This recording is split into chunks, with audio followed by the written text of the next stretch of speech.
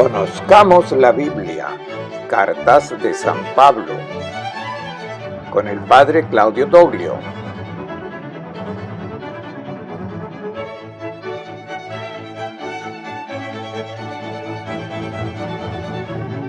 Primera carta a los Corintios, primera parte.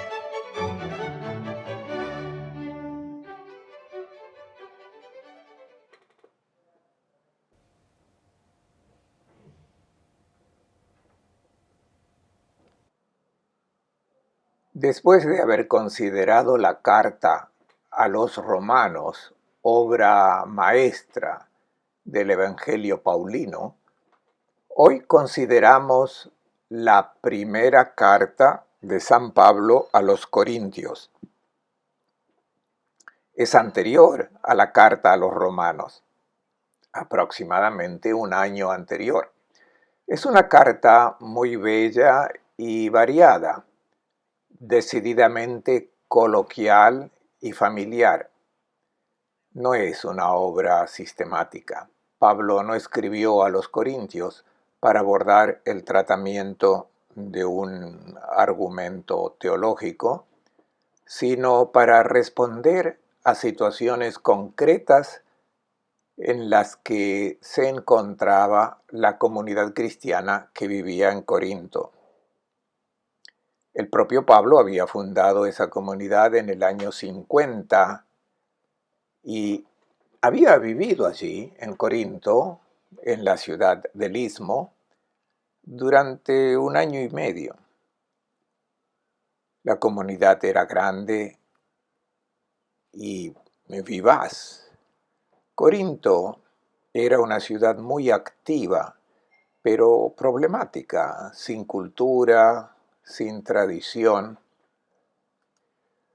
porque había sido recientemente destruida y reconstruida, y por lo tanto la población provenía de todas las regiones del Mediterráneo y sobre todo era una población itálica formada por esclavos o antiguos legionarios del César, y por lo tanto una población mixta y variada, sobre todo formada por gente pobre, en su mayoría esclavos, ocupados en el gran trabajo del puerto de Corinto. Pero en medio de esta gente, el anuncio del Evangelio tuvo éxito y se creó una comunidad decidida con un entusiasmo vivo y entusiasta. Pero precisamente porque había este entusiasmo, acabaron surgiendo algunos problemas. Unos años después de que Pablo se hubiera ido de Corinto, la comunidad estaba en dificultades, precisamente por las divisiones que se habían creado dentro del grupo cristiano. Y por eso Pablo, mientras estaba en Éfeso, en el año 56, escribió a la comunidad de Corinto esta carta. No es realmente la primera, en el sentido de que en esta misma carta el apóstol dice que ya había escrito, pero esta epístola anterior no se ha conservado. Los técnicos la llaman carta protocanónica, o sea, que precede a la canónica. Nosotros tomamos en consideración esta carta que ha sido conservada y es una antología de problemas que el apóstol afronta. Se divide claramente en dos partes. Los 6 primeros capítulos corresponden a la reacción de Pablo al recibir algunas noticias sobre la vida de la comunidad cristiana de Corinto, mientras que la segunda parte, desde el capítulo 7 hasta el final del 16, es una serie de respuestas que el apóstol ofrece a las preguntas expresadas por la propia comunidad de Corinto y que le fueron planteadas. Comenzamos nuestro comentario por la primera parte. Al principio, como es habitual, Pablo saluda, dice su nombre y el de los destinatarios. También trae los saludos de Sóstenes, originario de Corinto, que ahora vive con Pablo. Desea la paz y la gracia de Dios Padre, como es su costumbre en la apertura de esas cartas, y luego afronta el problema directamente. Dice que ha oído por la familia de Cloé que existen discordias entre ustedes. No sabemos quiénes eran la familia de Cloé, probablemente marineros, personal de una empresa que originariamente de Corinto también tenía trabajo en Éfeso. Pablo debió reunirse con algunas personas de Corinto y, hablando de la situación de la ciudad y de la comunidad cristiana, se enteró de que en el seno de la iglesia de Corinto habían surgido divisiones. Reaccionando ante esta noticia, escribe: el problema se presenta así. Me refiero a lo que anda diciendo cada uno. Yo soy de Pablo, yo de Apolo, yo de Cefas, yo de Cristo. Con esta forma sintética, Pablo ha sintetizado la existencia de 4 grupos. La comunidad cristiana de Corinto se ha fragmentado y existen grupos que hacen referencia a alguien como líder. El grupo principal es el de Pablo.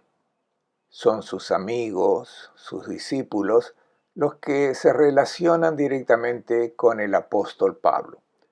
Pero cuando éste se fue de Corinto, su lugar en el liderazgo de la comunidad lo ocupó un tal Apolos, un cristiano de Alejandría, de Egipto, un judío bien instruido en las Sagradas Escrituras, un hábil predicador capaz de comentar en profundidad las Sagradas Escrituras. Apolos está perfectamente de acuerdo con Pablo, pero inevitablemente tiene un estilo diferente, y como a menudo acontece también en nuestras comunidades, cuando cambia el párroco o el obispo, siempre hay quienes anhelan por el anterior y apoyan o apoyan al actual diciendo que es mejor que el otro.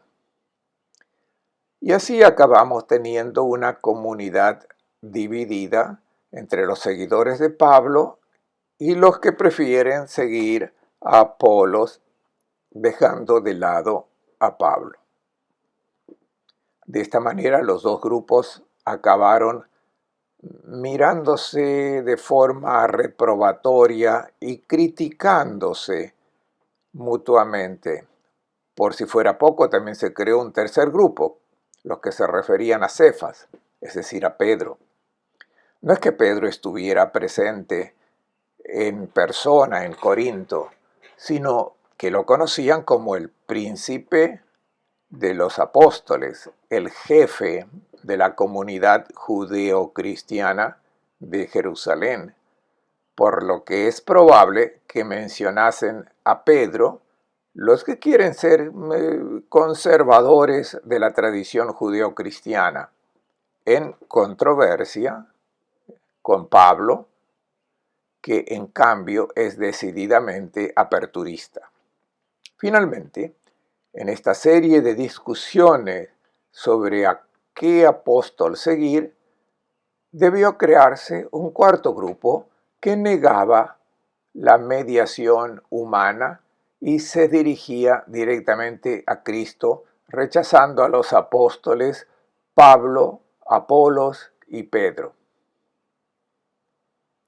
Este pequeño resumen permite ver cómo al interno de la comunidad estaban vivas las discusiones y contrastes. Pero el problema principal que Pablo destaca ahora en los 4 primeros capítulos de esta carta es el problema de la sabiduría, es decir, del conocimiento. Es un problema que recuerda la cuestión del gnosticismo. En griego, la palabra gnosis significa conocimiento y es el término que caracteriza a muchos movimientos de pensamiento en el mundo antiguo.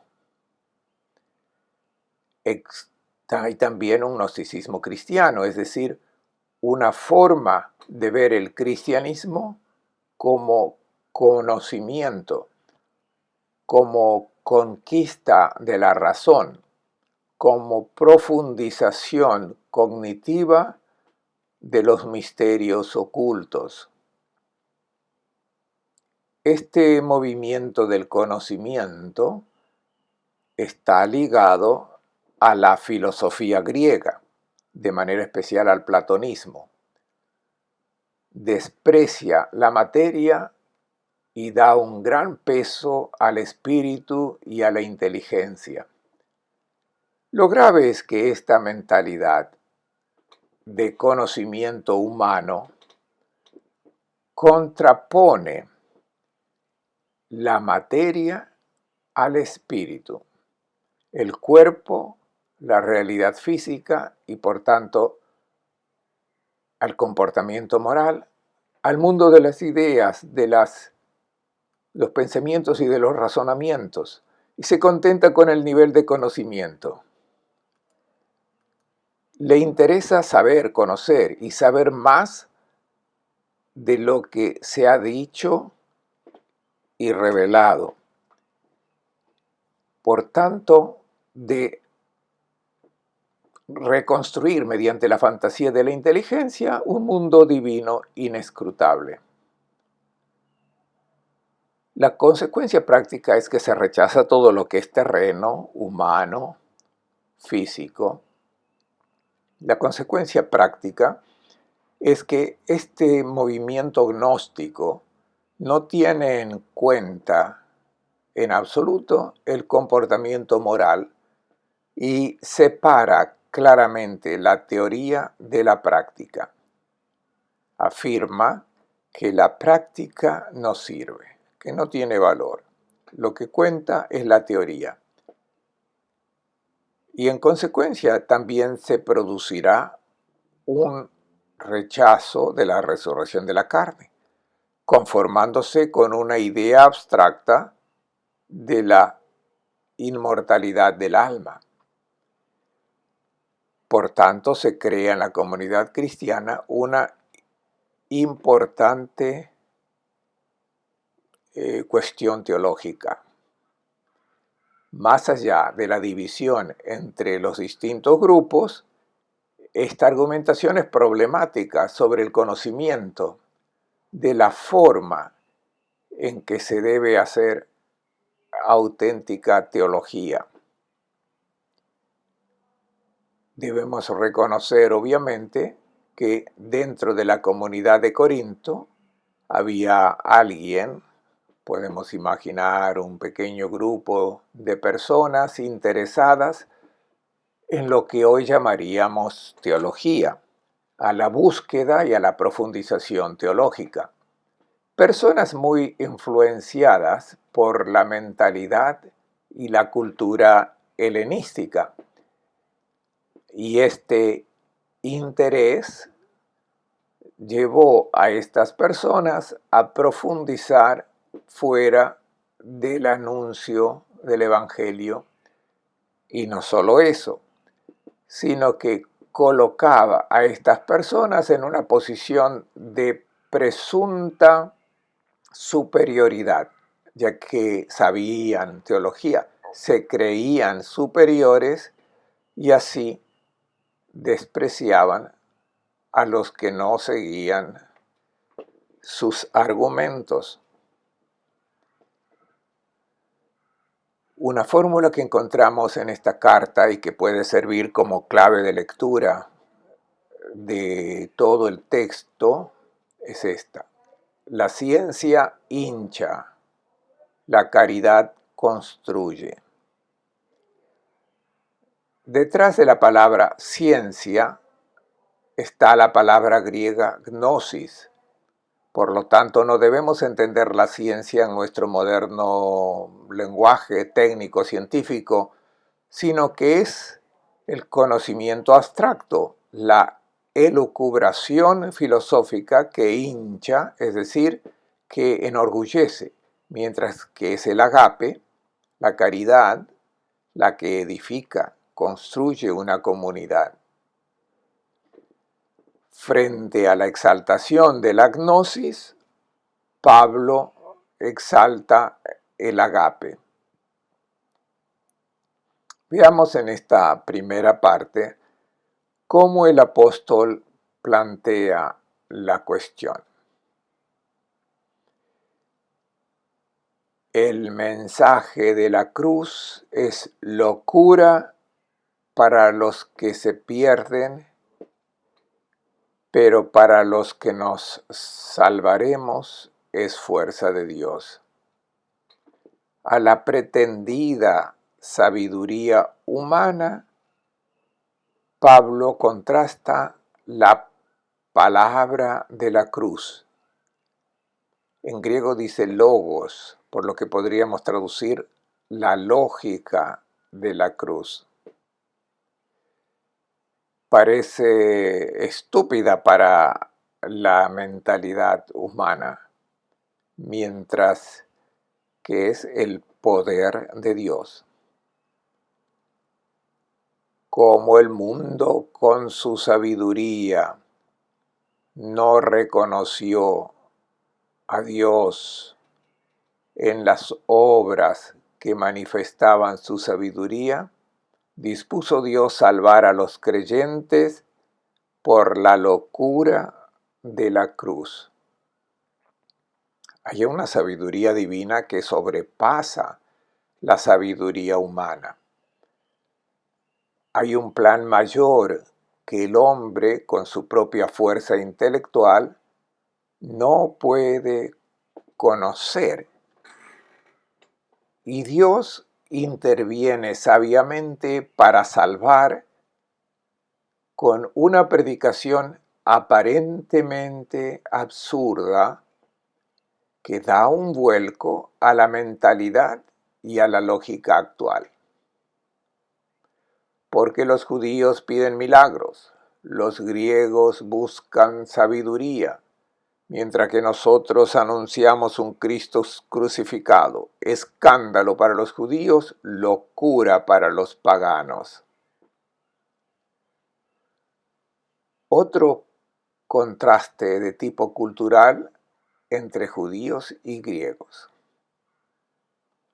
La tradición judía espera una manifestación poderosa de Dios. Dice que buscan señales milagrosas, es decir, esperan que Dios demuestre alguna señal de su poder, de su intervención, mientras que el deseo de los griegos es el de la sabiduría, el conocimiento, la filosofía, de un sistema inteligente que les explique todo. A esto los apóstoles proponen a Cristo crucificado. No es una doctrina, sino que es una persona. Es una persona con una historia humana trágica. Un hombre que terminó condenado al castigo infame de la cruz.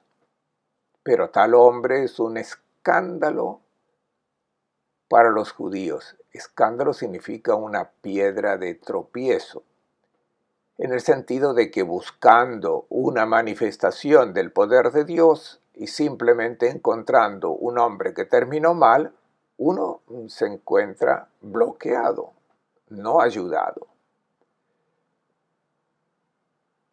En cambio, para los griegos que buscaban la sabiduría, un crucificado es un sinsentido.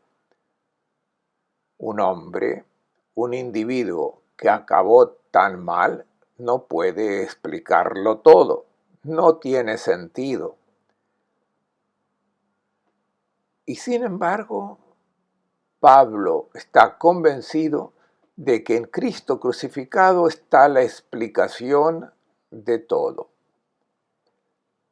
Pero para los llamados, tanto judíos como griegos, predicamos un Cristo que es fuerza y sabiduría de Dios. Para los judíos parece débil, pero no, es el poder de Dios. Para los griegos parece estúpido, pero no, es la sabiduría de Dios. Pablo provoca esta profunda revolución respecto a la mentalidad judía y a la mentalidad griega para centrar todo en Cristo, es decir, pasar de las ideas preconcebidas a la realidad histórica de la persona de Jesucristo. Es su historia la que lo determina todo y por ello se hace necesario superar los preconceptos culturales tanto de los judíos como de los griegos para acoger esta novedad. Es la lógica de la cruz, es la debilidad de Dios que en realidad es mucho más fuerte que el hombre. Es la necedad de Dios que en realidad es mucho más sabia que el hombre. Pablo dice a los destinatarios: miren, hermanos, quienes han sido llamados. Entre ustedes no hay muchos sabios humanamente hablando, ni muchos poderosos, ni muchos nobles. La comunidad cristiana de Corinto estaba formada en su mayoría por gente sencilla. Por el contrario, Dios ha elegido los locos del mundo para humillar a los sabios. Dios ha elegido a los débiles del mundo para humillar a los fuertes. Dios ha elegido a gente sin importancia, a los despreciados del mundo y a los que no valen nada, para anular a los que valen algo. Esta es la lógica de la cruz y Pablo se compromete a predicar precisamente este evangelio de la sabiduría de Dios. Desafía la presunción de los que creen que saben, subrayando la importancia de la disponibilidad a la obra de Dios. Pablo relata su propia experiencia de evangelización a gentes que la conocieron bien. Yo planté, Apolo, que vino después de yo, regó. Pero no es importante quién planta ni quién lo riega. Es importante Dios que lo hace crecer. Lo que el apóstol enfatiza es la centralidad de Jesucristo, por lo que reconociendo la importancia del apostolado y del ministerio de los hombres, el fundamento siempre queda solo en Cristo y es su historia la que determina la lógica de la sabiduría. La sabiduría es Cristo. No se puede ignorar su experiencia histórica para reconstruir el plan de salvación. Es un esquema filosófico que explica el mundo. Después de esta primera gran parte, que ocupa 4 capítulos, Pablo aborda de forma mucho más breve otras 3 cuestiones más prácticas de las que ha tenido noticia, quizá por parte de la gente de Chloe. En el capítulo 5 habla de un caso grave de inmoralidad. Hay una persona en Corinto que vive incestuosamente con la mujer de su padre, que evidentemente es su madrastra. Es una situación de inmoralidad también para el mundo griego. Esta persona evidentemente tiene cierta autoridad en la comunidad cristiana y a pesar de que su vida personal y moral es incorrecta, tiene una función pública. Tal vez es un maestro, un responsable de la comunidad. Pablo sostiene que esta separación entre la teoría y la práctica es perjudicial y por eso interviene de forma muy dura, pidiendo también en este caso concreto una corrección. Esta coherencia es necesaria y pone un ejemplo inspirado en el rito de la Pascua. La levadura se elimina antes de celebrar la Pascua porque la levadura es el principio del fermento y es un principio negativo. Entonces, ¿cómo se elimina la levadura para tener una masa sin levadura? Así es necesario eliminar los fermentos del mal. Este pasaje sugiere que la carta fue escrita en la inminencia de la fiesta de la Pascua. De hecho, el apóstol dice, Cristo nuestra Pascua ha sido inmolado. Por consiguiente, celebremos la Pascua no con la vieja levadura, levadura de maldad y perversidad, sino con los panes de la levadura de la sinceridad y la verdad. Es necesaria una transformación de la persona y de la comunidad. Es necesaria la coherencia. Celebremos a Cristo nuestra Pascua con un cambio de vida. Eliminemos lo que es malo. Los otros dos casos se orientan en la misma dirección. Ha habido cristianos que han demandado a otros cristianos en un tribunal pagano. Es una situación vergonzosa. Pablo dice, más bien deberían sufrir la injusticia. El problema es que son ustedes los que la cometen. Hay una grave mala conducta de parte de los dos cristianos que se denuncian unos a otros. Esta actitud tiene que ser completamente superada. La última pregunta se refiere a la porneia. No voy a traducir el término porque no conozco una palabra que pueda traducir este concepto tan amplio. Lo reconocemos porque va a la raíz de palabras modernas como pornografía. Se trata de una vida sexual desordenada con un campo de significado muy amplio. Corinto era una ciudad disoluta y por eso la gente que vivía allí tenía hábitos bastante licenciosos. Convertidos al cristianismo, muchas personas mantenían esta actitud licenciosa y Pablo tiene que reiterar la sacralidad del cuerpo. Quizás la idea agnóstica de que el cuerpo no importa podría justificar cualquier actitud. Basta con tener la teoría, conocer el Evangelio y creer con la cabeza, y luego lo que hace el cuerpo es indiferente. Pablo sostiene la necesidad de coherencia y la eliminación de todo lo malo. ¿No saben que han sido comprados a un gran precio? Cristo los ha redimido con su sangre.